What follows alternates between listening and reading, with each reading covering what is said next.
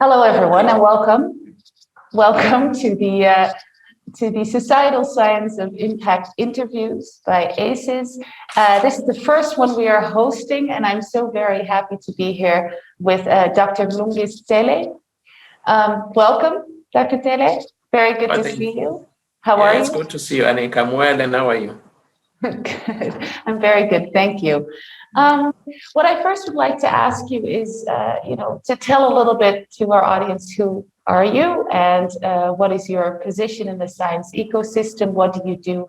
That'd be wonderful to hear. No, thank you very much.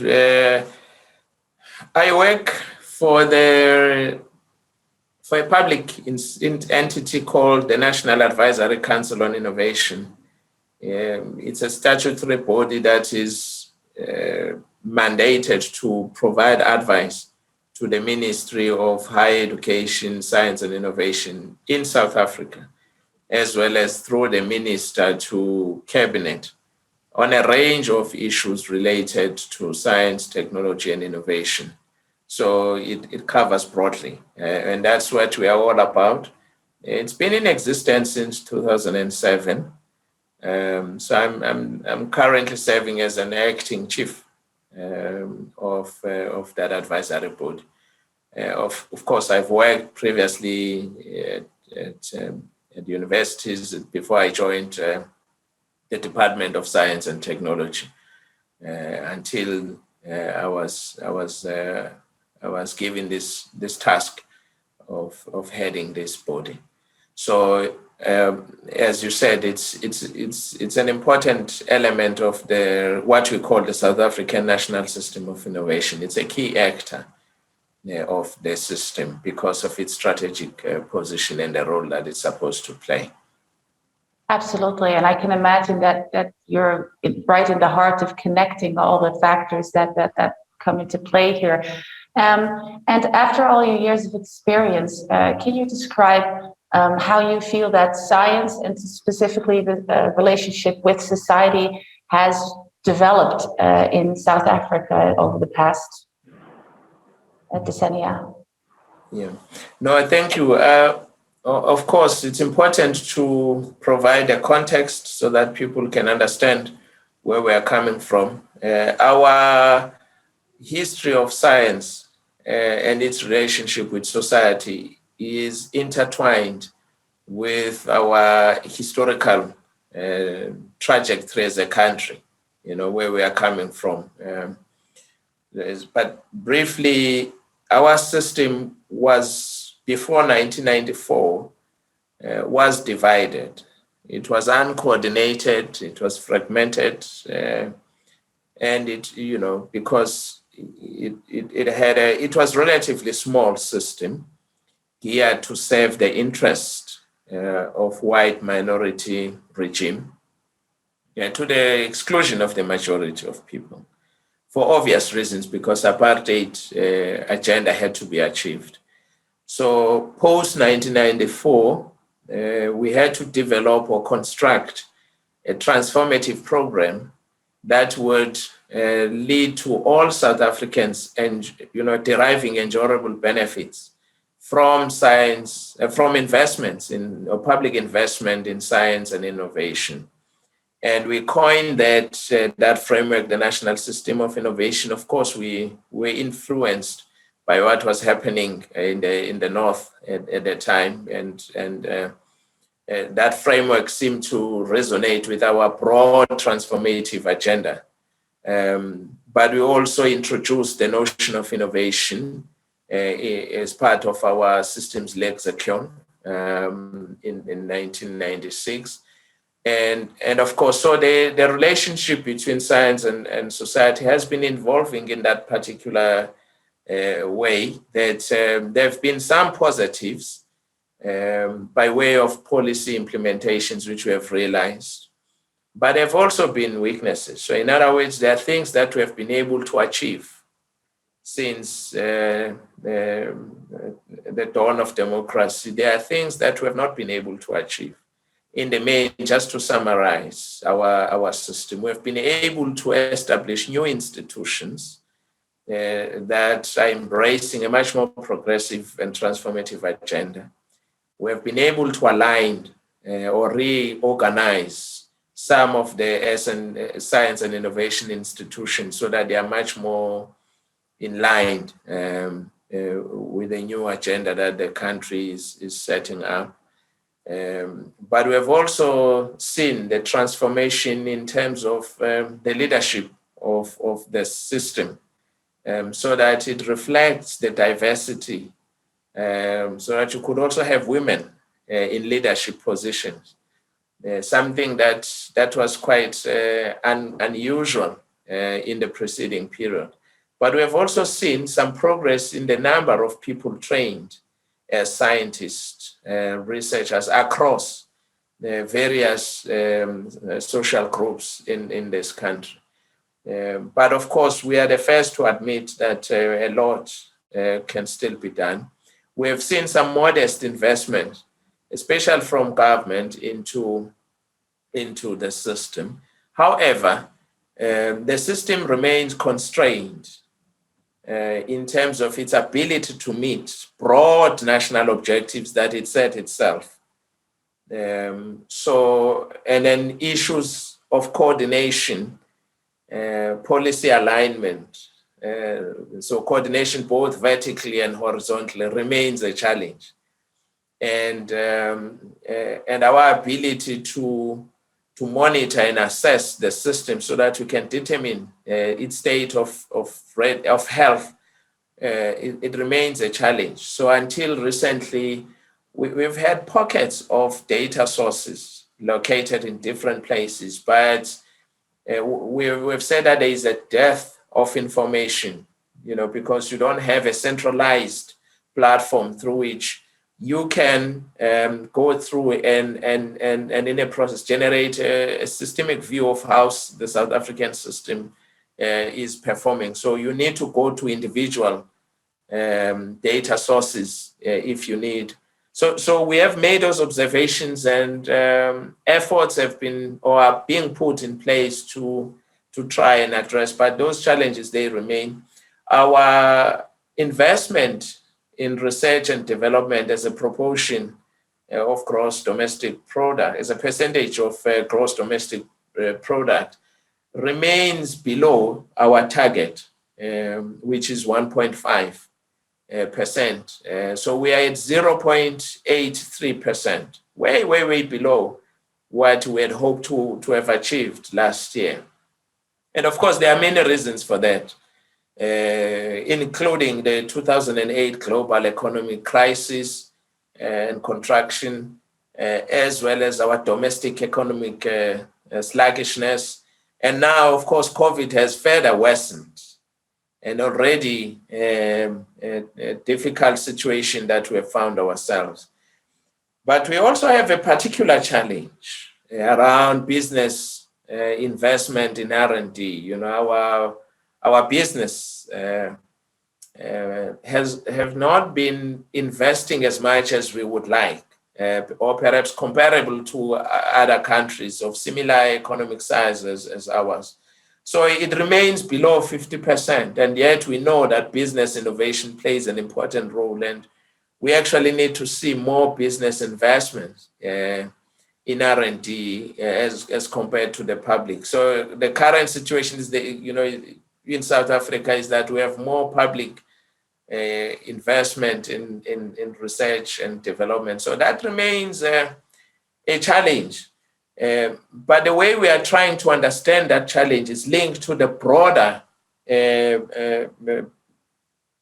investment problem that South Africa is facing, where we are trying to encourage foreign direct investments, but also there are issues with our domestic capital that they're not as investing as much as they should.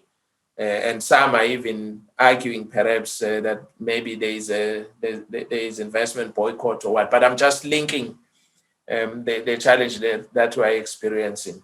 Yeah, so that's where we are. But we are also in the process of renewing our policies so that we can better prepare for the next decade or two. Yeah. No, I think you mentioned, much transformation is needed for which science is needed, but then maybe perhaps the scientific system actually also needs transformation themselves, right? To create those structures for communication, centralizing this process, and getting investment both from government as engagement by businesses. What role, because I'd like to continue on the topic of that we're covering in the February newsletter, credibility and legitimacy of science, trust in science. Does that also have an effect? Is that also constraint maybe that prevents the relationship between science and society still? Oh, well, of course, yes or no. You need hard evidence to, yes, I'm sure other people may challenge me to produce hard evidence to that effect. But, the issue around credibility and trust, it's between in respect of science and society. It's historical, and we know that, in fact, it's not just a South African challenge, that science, since its inception, there's always been bad and good science, depending on where you are, right? So if you are the major beneficiary of scientific discovery, or the so-called bad science, so let me use an example of a bomb. And you know that bomb, is a consequence of scientific discoveries. So if you come from the authority where you wanted to pursue your global power by amassing this arsenal, or weapons, having these atomic bombs. I'm just using that as an example, nuclear capability, right? So because you want to dominate. So you won't see that as a bad thing, that from your point of view, the science that would have enabled you to have that capability is certainly not bad. But if you come from an environment where you would become the target of such, so you could ask the Japanese about the bomb that landed some decades ago. Those communities will never think about that scientific development as a positive thing. It's not, in their eyes. So there are other examples where scientific discoveries have been celebrated on the one hand, but their impact on society hasn't always been appreciated. Now, what COVID has done is that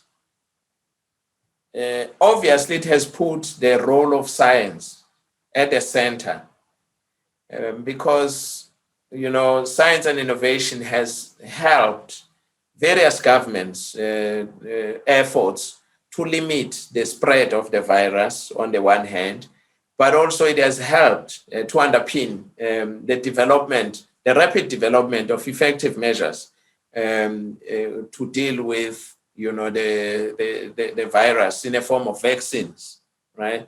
So in a sense, it has improved in the public eye the credibility of science, as it were, right? Because you are now seeing more science being placed at the service of society, and it's improving the health, not just the healthcare system, but it has the potential to also have an impact on the economic as well as the environmental side. However, for those societies that would not be able to access such vaccines, they will never share the same belief in science as those societies that would derive enjoyable benefits in the form of vaccines, and thus their possibilities of death or severe illness or hospitalization, would diminish. So I'm just using this point to say, in as much as science and innovation is helping international community to deal with this virus, the COVID-19, through vaccines and so forth. But if we're not able to make sure that everybody has access to it, that has the potential to impact on the credibility of science in the eyes of those whose lives may perish because they would not have had access to vaccines. So in a sense, people would look at science as if it's for the elite, it's for the few, it's for the powerful. But if you are less or underprivileged, then it would create that stereotype that science means nothing. And let's remember as well that communities are still emerging from the effects of globalization, which has been underpinned by technological advancements that have again left some communities, especially in poorer societies, hopeless, because if you are not digitally connected, obviously, don't have access to the internet, you are left out. All those developments in the financial systems, the global financial systems, you wouldn't have access. So you get excluded. The inequality between, the rich and poor will grow while technology is advancing. So, and again, for those people who are not able to access the opportunities and the privilege offered by science, technology, and innovation, they would not have trust and confidence in science. But if we are able to use COVID to improve accessibility to the benefits that are being derived by everyone, and surely that would help to shape the trust notion, the confidence that people may have, and ultimately the credibility. And I'm talking about credibility not in a scientific, like for instance, whether your scientific discovery has met all the necessary quality standards and the scientific method. No, I'm not talking about that.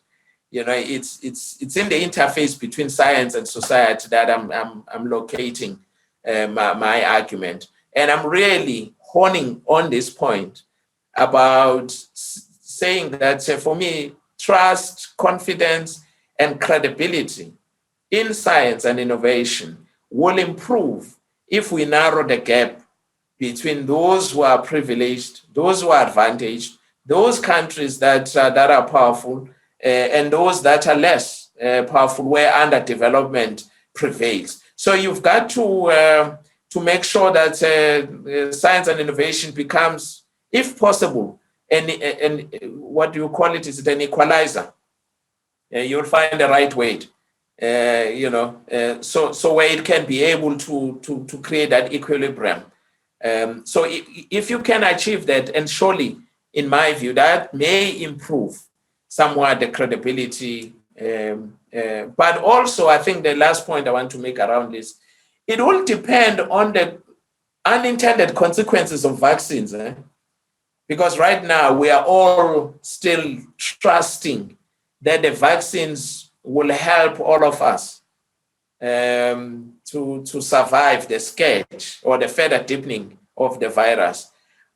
But if anything were to happen, and the virus and the vaccines are not able, they are not as effective as we are being promised.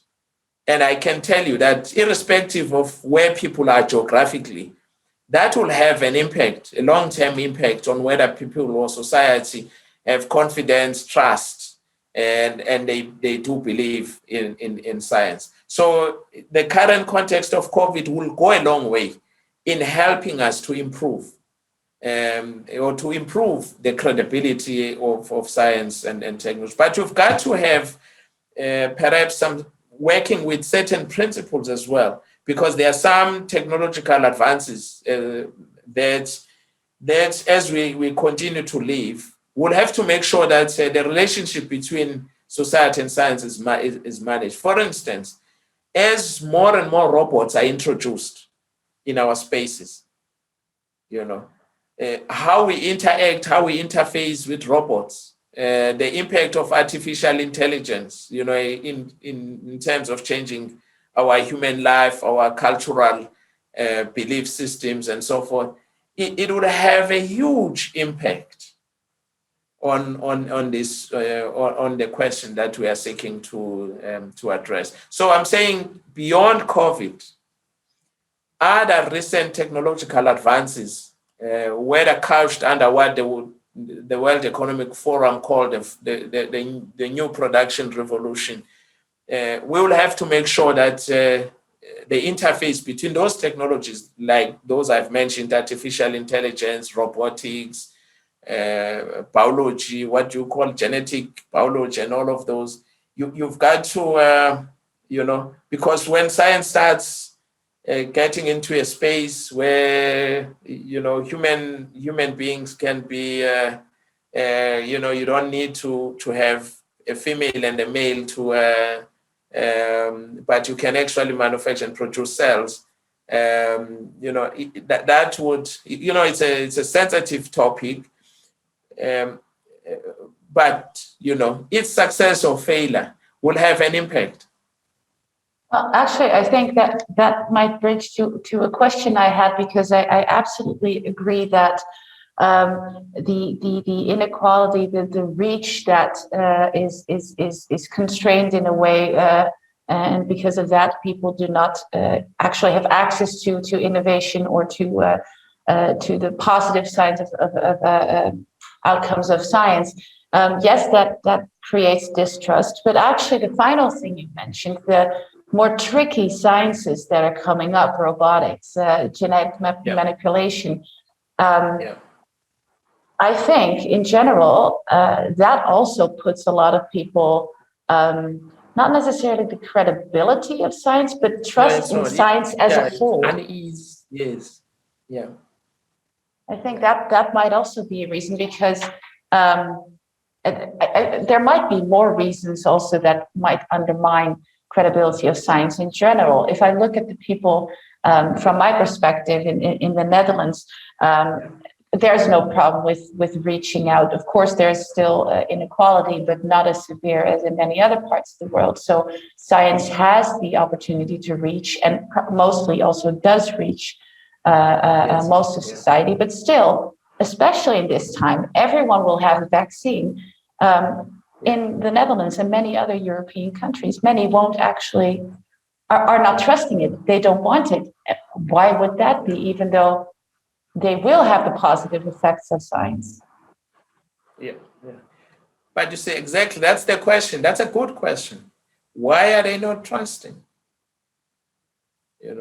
Because you see, I will use an example of South Africa, because part of the debate here is that there are people who, with strong religious beliefs, who are actually arguing that, well, they are pursuing pseudoscience, as it were. There's the pseudoscience conspiracies, that the vaccines would be the work of the devil, and they are meant to actually demolish rather than, to save people. But it's also about, and I don't want, for such people, I don't even want to give them enough airtime really to entertain those thoughts, because I strongly believe that those views are quite dangerous, actually. They're not going to help save lives, but they'll put people's lives at risk. But nevertheless, we still need to appreciate and understand that people don't just wake up and distrust science. Even if, as we see how rampant the COVID is, and people are told that these vaccines are probably the best what you could do, except beside the non-pharmaceutical interventions. So if people are prepared to risk their lives and not opt to, it's in our interest to understand. And for me, it may have to do with the historical past or the historical interaction between such societies and science. Irrespective, there might have been one development in a particular area, whether it's about the building of the dam, I'm using an example, and a nearby community got impacted by such development, and maybe they might have felt that they were not consulted properly. Or others may actually look at the environmental devastation that we are experiencing and the contribution that the products that emerged out of scientific discoveries might have had an impact. And maybe it's people are having questions that that science hasn't been able to answer. So I'm just thinking loud here that it's much deeper. The issue of trust is a very deep one, because then if people don't have trust, they can't believe in something. So they have to have trust, they have to have confidence. So all of these things, they happen simultaneously. As I said to you earlier, that there are other forces. For instance, globalization introduced certain forces that people are still trying to come to terms with. Digitization, has introduced another dimension, because suddenly everything is now connected. Your freedom, your privacy can no longer be guaranteed, right? Because it's either if you participate, and then so all of these developments, it's probably shocking to some people, in as much as it's supposed to make their lives much more easier. And the sum total of that experience will then raise these questions, as if you have not experienced science progressively or positively, then you'll have doubts. But it is the responsibility of various science ecosystems to create, to enhance, to promote trust and confidence in science by actually doing things that will make societies across different globes or continents to appreciate the value of science. And I think that gap that has always existed, it needs to be attended to. Yeah, I agree. Actually, your part before that you mentioned about people finding their own answers if it's too far away from their bed. I remember visiting a town in Canada where they had just gotten windmills, and because one of the people in that town right after that got sick with cancer, the entire village was convinced that windmills, and they can find, I mean, internet is then also an issue. Yes. They can find Yes. things that will back that up. Yeah.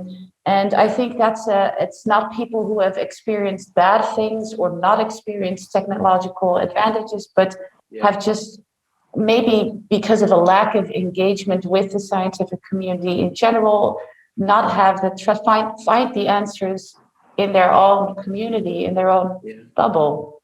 Yeah. And that's quite strange. I had another question, because you mentioned the responsibility. Do you feel that it is the responsibility of the scientific community to bridge that gap, or are there also other people, that maybe government or the industries, the businesses, who needs to get started? We have a lack of trust in science. How do we, and whose responsibility is it to actually gain more of that? Yeah. Well, I think the responsibility should rest with everyone. It should start with the way we are designing the science and innovation policies. We need to have responsible, whether you call it research and innovation or science and innovation policies. You need right from the beginning, when you construct such policies, involve all stakeholders who are likely to be affected by such a policy.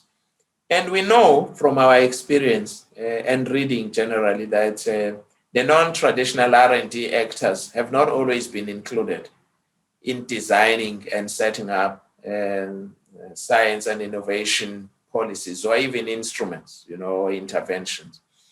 They are always an afterthought. So part of what we need to do is to involve them at the beginning. Those who are designing policies must involve the users, the potential users, right from the beginning. But most importantly, I am saying that scientists have to play an even bigger role now than before, because I'll tell you why. The history of knowledge production is one which has always been enmeshed in an elitist, esoteric, ivory tower type, blue sky type of mentality, because the belief has always been that the knowledge can only be produced inside universities. But that is increasingly changing. That for the same reasons, the question that we are dealing with, the relationship between science and society, that you can't just, yes, we need blue sky type of research or science, but we need more science that responds to societal challenges. And you can't do that alone by sitting in your office. You need to go to where the problem is, engage different stakeholders. And part of the challenge as well is that scientists have not always understood societies. Part of what could have helped them is to work with social scientists, people who study how societies are formed, how societies function and act, and so forth. So transdisciplinarity, as opposed to traditional scientific knowledge production, is but one way in which we can be able to realize that responsible society and to improve the issue of trust, as well as confidence in science, which would give at least science and innovation an opportunity to be broadly acceptable in society. Because transdisciplinarity would, why I'm arguing that we need to have more of such interventions, is because the problem is at the center of such endeavors, and the work happens in the context of the problem. And then you need different stakeholders to be involved in solving or in coming up with that scientific solution. So it's not just a natural scientist sitting somewhere alone, but a person will be sitting with engineers, sitting with social scientists, sitting with the planners and so forth. And the consequence of that may be a better outcome than what we would perhaps have imagined. So you need everyone. The private sector, of course, it has to be, because it gives money, but also it consumes and exploits knowledge that is generated by scientists.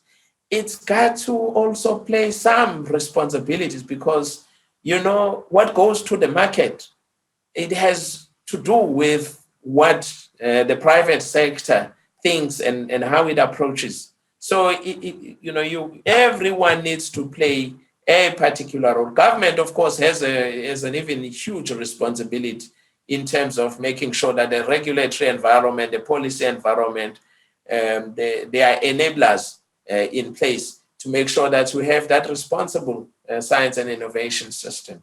So everybody has the responsibility to play a role, which should be different from what they've been playing all along. I absolutely agree. And when we're talking about one of the first things you mentioned, even within universities or between universities, the transdisciplinary actually engaging with social sciences and humanities as well. I was wondering, especially in this time of the pandemic, even though science has become playing a more prominent role, in many countries, it's certain sciences.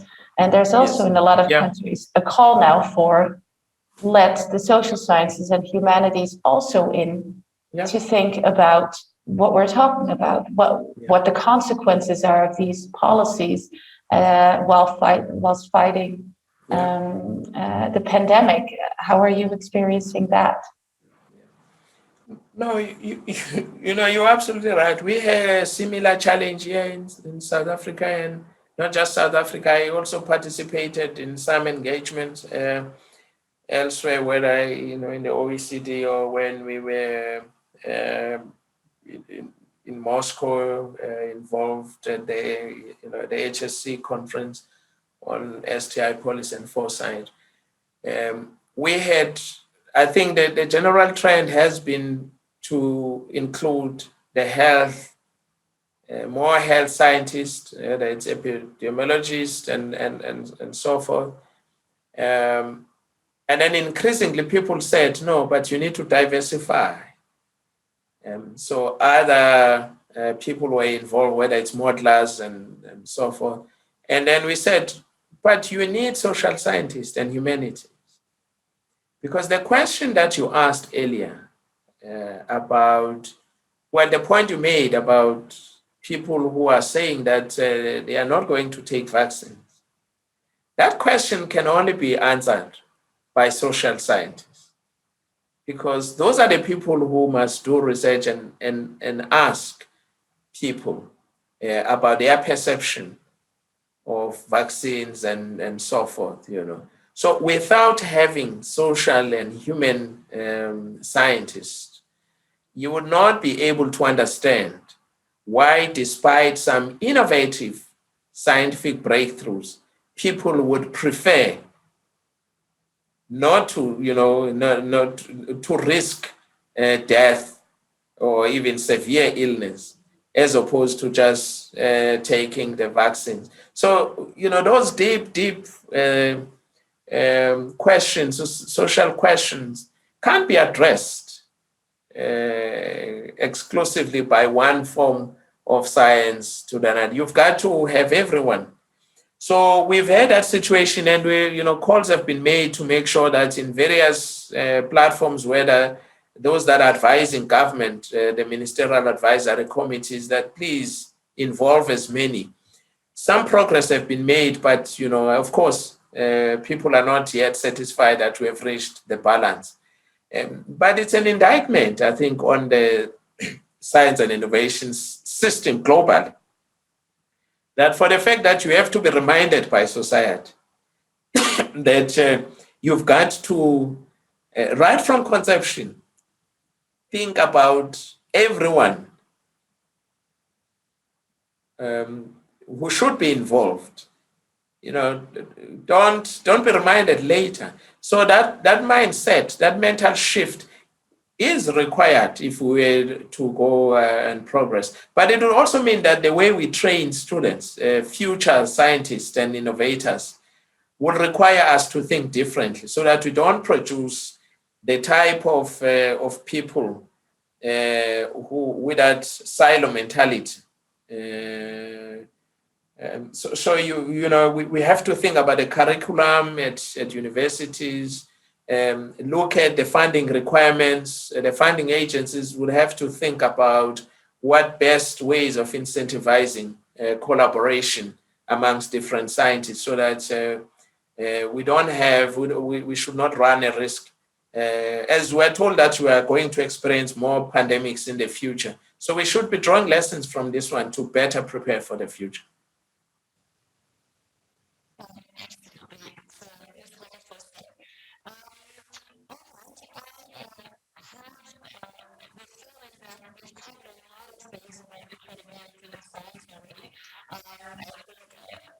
many very interesting things have been said. I think there might actually already be some solutions in there for people to look at. Maybe going back to societal impact of science in general. As you know, we as AESIS try to help stimulate societal impact of science. We try to help showing when it happens and how it happens so we can make it even more effective. If there's one thing for you that you would like to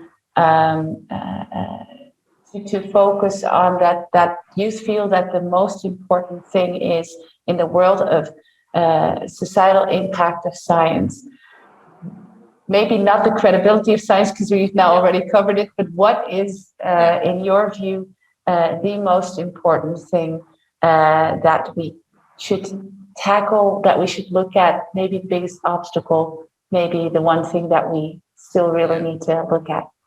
Yeah. Well, without any doubt,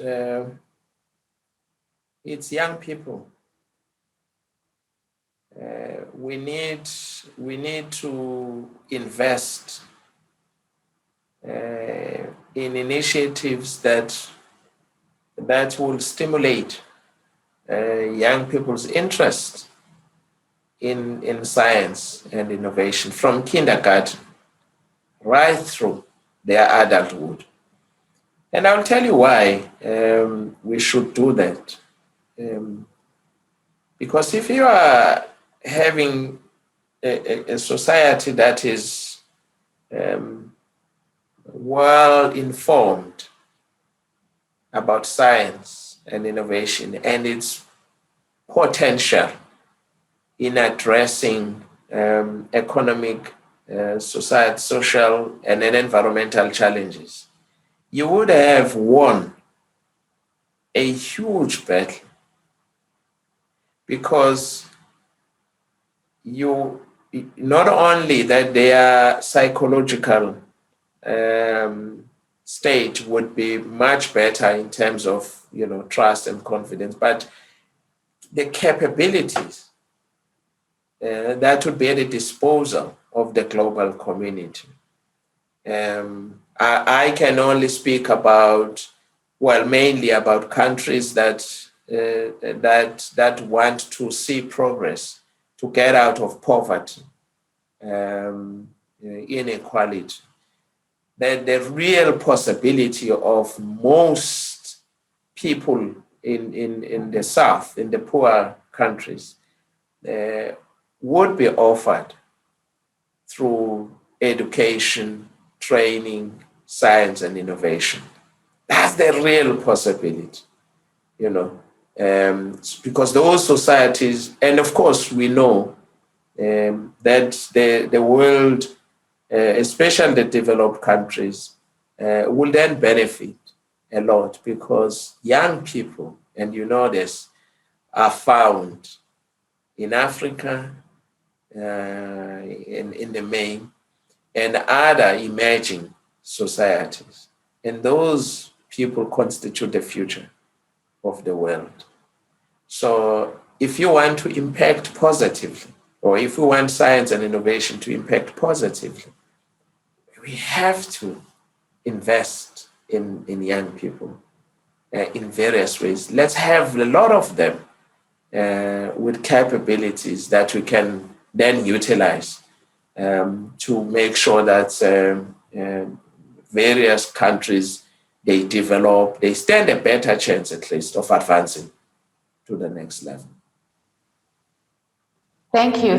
That's a beautiful and absolutely correct, answer to this. And there's no argument against it. I think it's absolutely true.